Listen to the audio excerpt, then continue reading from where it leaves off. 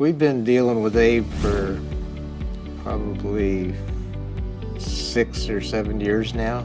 We were looking for a vendor for some security cameras and some access control equipment. We had been referred to Abe by some friends of my boss's. So we got in contact with him and he gave us some quotes and we had him do the job, and he did very good work, and we were very pleased with what he did at affordable pricing.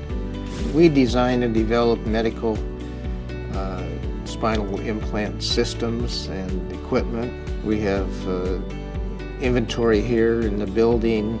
We also have design files and intellectual property here that we feel that we need to watch over carefully.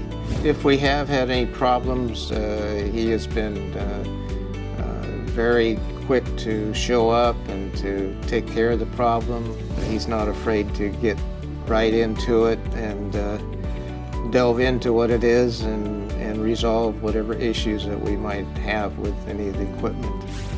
If we have any questions, he's quick to show up to walk us through or to help us or to resolve any issues that we might have. Coastal Locksmith has been a vendor for us for 3 different locations.